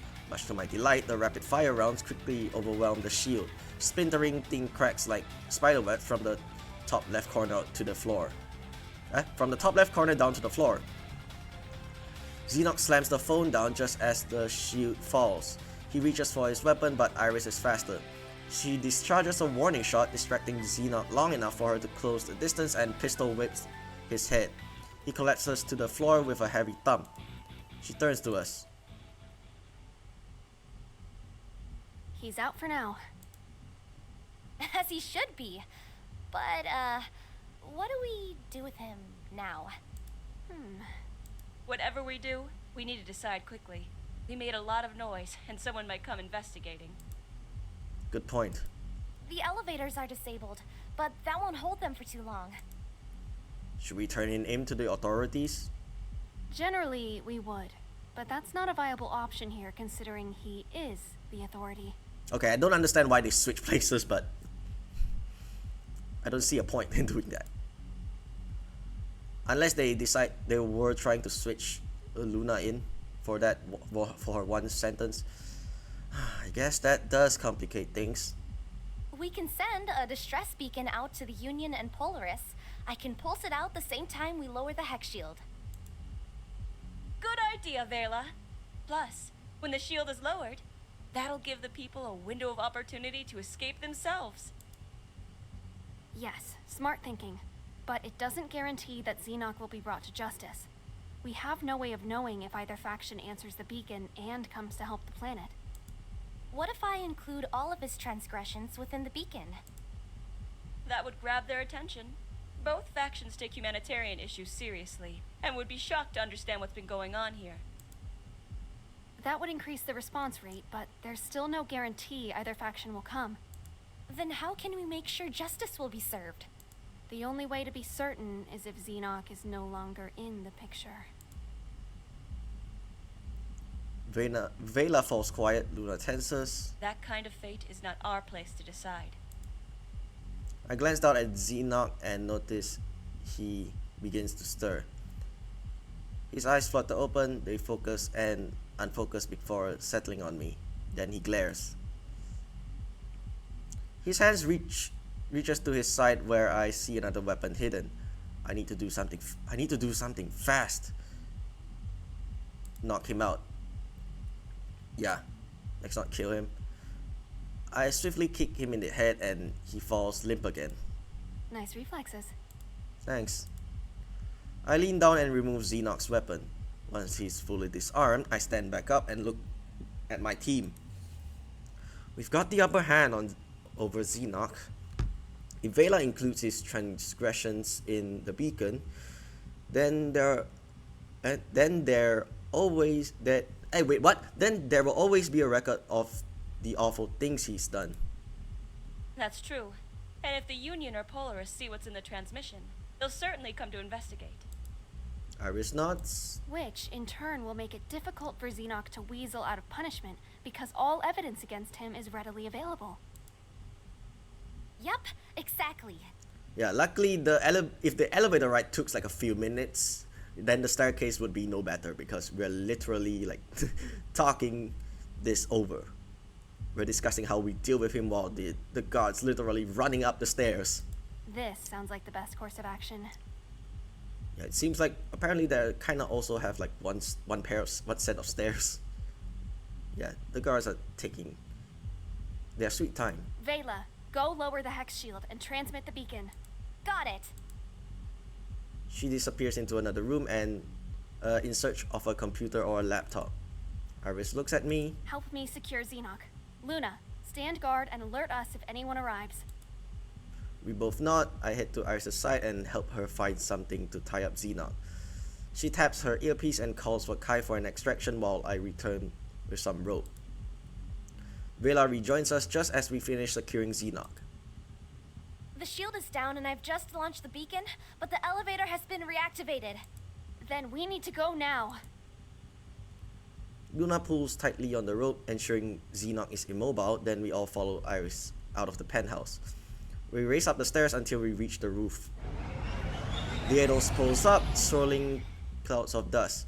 We scramble up the cargo ramp, pulling it closer behind us. Once it's secure, we all scramble to the bridge. Upon seeing us, Kai happily relinquishes the controls to me, and I charge the ship through the atmosphere.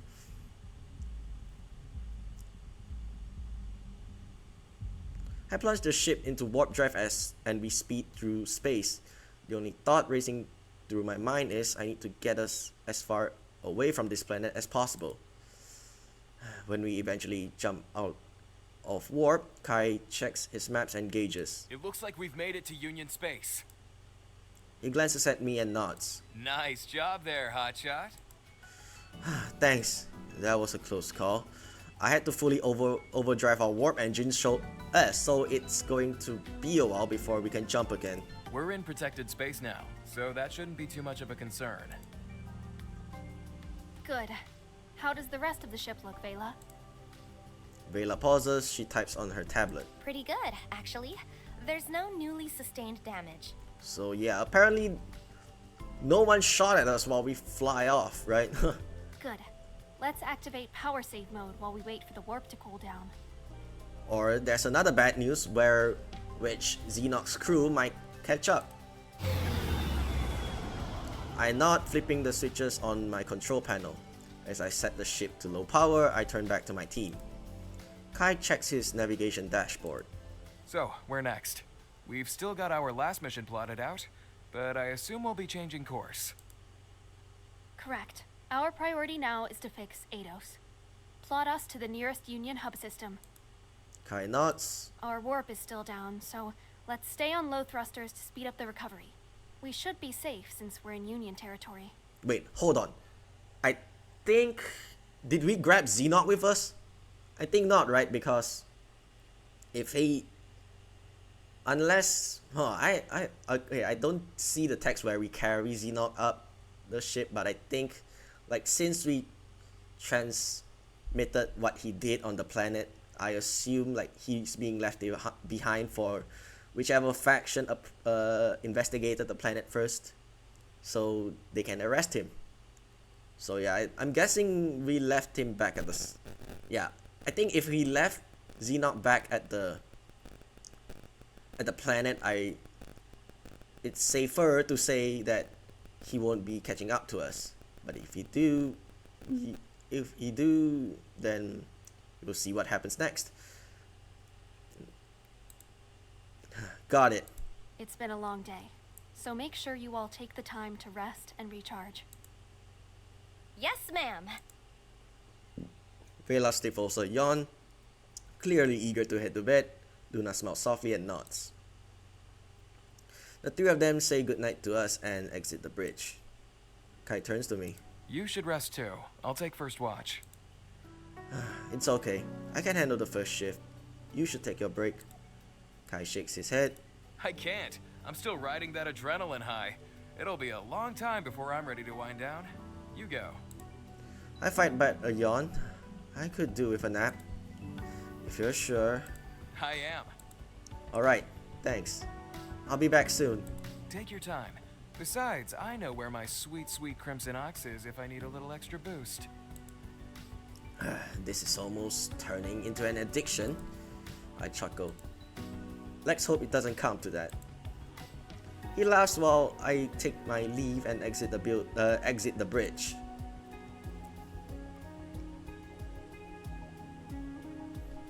As I walk down the hall, I take this moment to check my phone. We've been so busy trying to escape Aksari that I've barely had a minute to think. My heart nearly stops at the number of missed calls and texts from Celeste.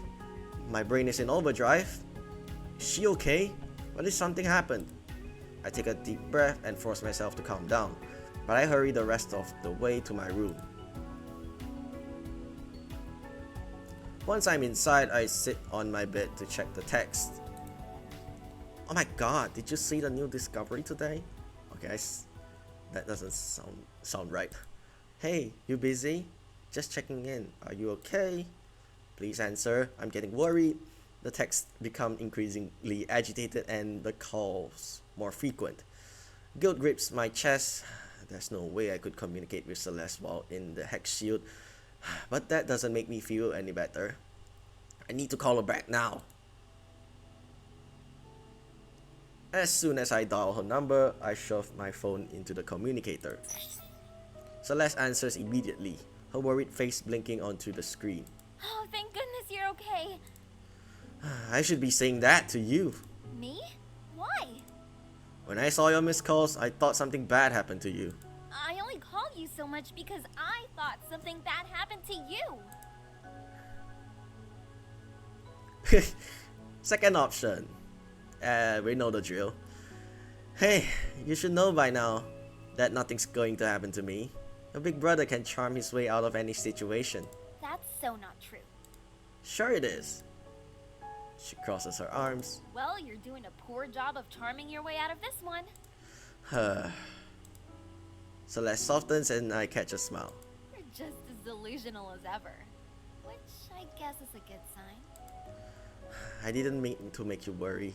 I was trying not to, but I hadn't heard from you in a long time. I couldn't stop myself from thinking the worst. Her brows knit together and her fingers tucked on the edge of her dress. At IAP, when you were working undercover, there'd be long stretches of time when I wouldn't hear from you. So I thought, maybe you were doing that again. But you always gave me a heads up first. And then I wasn't sure if you still did undercover work as a mercenary. And I knew mercenary work was more dangerous in general. And then the more I thought about it, the more I started to freak myself out. She takes a deep breath, recentering herself. But it's okay. You're okay. Each word is a guilty needle to my heart. I'm sorry I put you through that, but you were right. I was undercover again on a delicate mission. Next time, don't forget to give me a heads up. The thing is, we can't even do that. I promise I won't. Good. She relaxes into a smile. Especially since I have so much I need to tell you. Oh yeah? What's been going on? So much. Did you see the big news about the new discovery? I shake my head. I saw your text, but that's it. I guess being undercover meant you missed it. Her face brightens. Anyway, remember that huge radar tower that Polaris built? The one meant to ping for new intelligence communications? How could I forget? People were so divided on that project that it almost didn't happen. Even after it moved forward, so many people still thought it was a waste of resources. Well, those people are eating their words right about now because the tower picked up a signal. Really? Yeah, can you believe it? Maybe there really are other intelligent life forms out there. We're in a world where, or in a universe where each planet has humans. No less other. What do you mean other intelligent life forms? Where's the article? I want to read about it. Well, about that. I raise a brow at her pause. You can find it in the tabloids. What? I thought you said this was big news. It was! There was a source that leaked this information, but the next day, all information was retracted from reputable news sources with an official statement claiming the radar was an accidentally intercepted regular communication signal.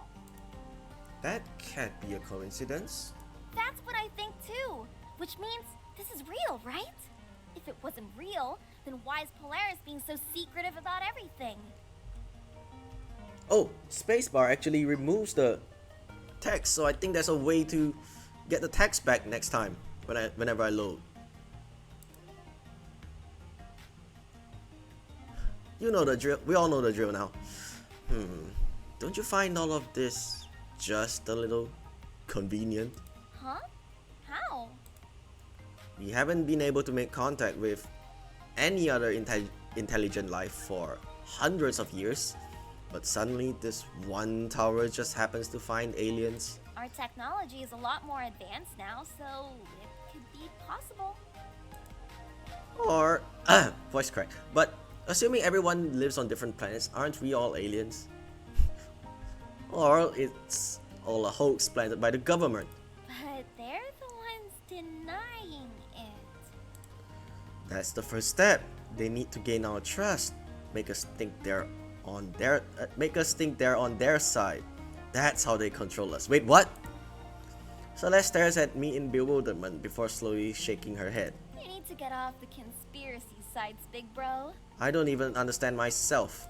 I'll keep monitoring the news sites just in case. Keep me posted. I will. There was something else Suddenly, Celeste glances up. I hear muffled voices before she nods. She looks back at me. Sorry. I wish we could keep talking, but I have to go. It's time for my tests. Okay. We'll talk again soon. For sure. I have more news to share. About what? She opens her mouth to speak but glances up again instead. The voices are more urgent. I'll tell you next time. I really have to go. Wait, come to think of it, did we ever mention what kind of sickness she has? I don't think we did, but if we did, I kind of forgot about it. But yeah, basically a disease that we don't know about or wasn't mentioned, or basically saying hard to treat or something. Okay. Always choose the jokester option. Stay crunchy, celery. She rolls her eyes. Dork. She smiles before quickly hanging up. I'm glad I caught her before her scheduled tests, but I wish we had more time to catch up. I wonder what she wanted to talk to me about. Maybe it's about her music. I hope that's going well. I'm looking forward to the concert. And I read a guide that spoiled me regarding the end of the episode, but I don't think I'm not even sure which episode we're at now, but definitely if I wanna say for certain, we're not even at the end of episode 2, because by the end of episode 2 something will happen, but I didn't see that scene just yet. A wide yawn muddles my thoughts. I better take advantage of sleep while I still have the time. Hold on. I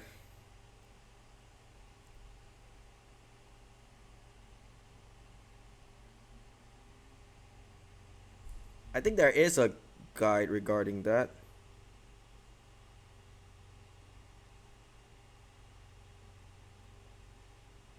Because I remember there is a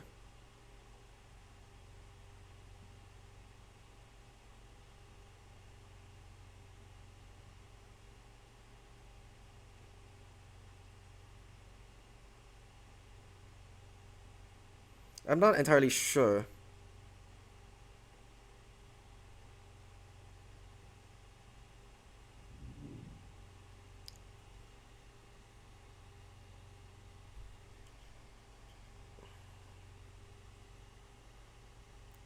Yeah, we're definitely in episode 2.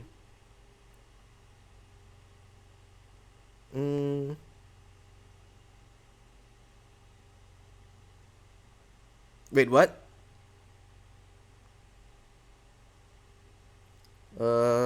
Wait, hold on. The Nebula Storm is episode 2 already.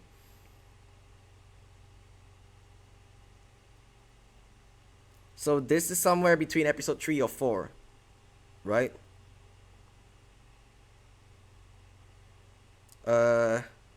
Hold on. I'm sorry about this. Yeah, I'm thinking like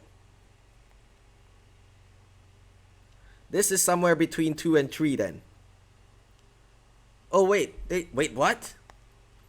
I mean, the guide is incomplete, that's why I'm looking at it. But it feels like this is still somewhere in episode 3.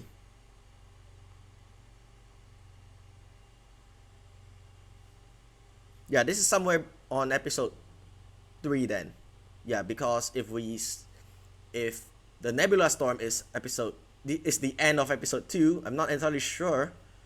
I honestly am not sure, but yeah, let's just say we're somewhere in episode 3 or past that.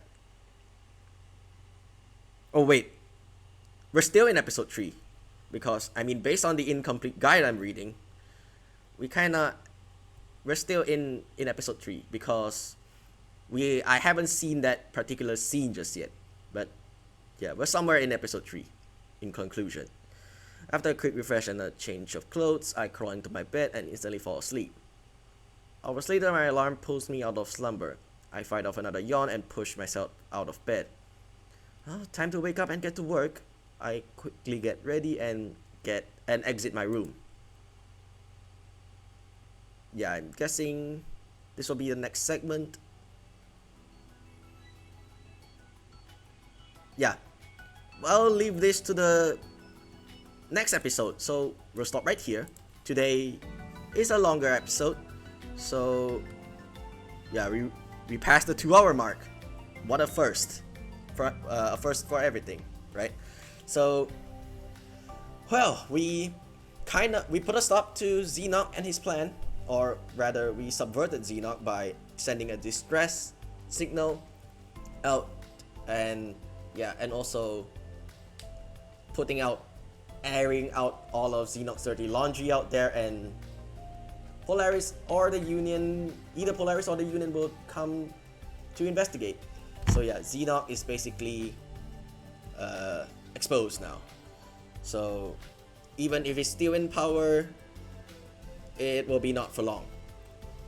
So for now, I'm just gonna end the episode right here, and we'll continue this in the next one. So thank you guys for watching, and stay safe and have a great day. Bye bye. I think let's save another time. Alright, goodbye.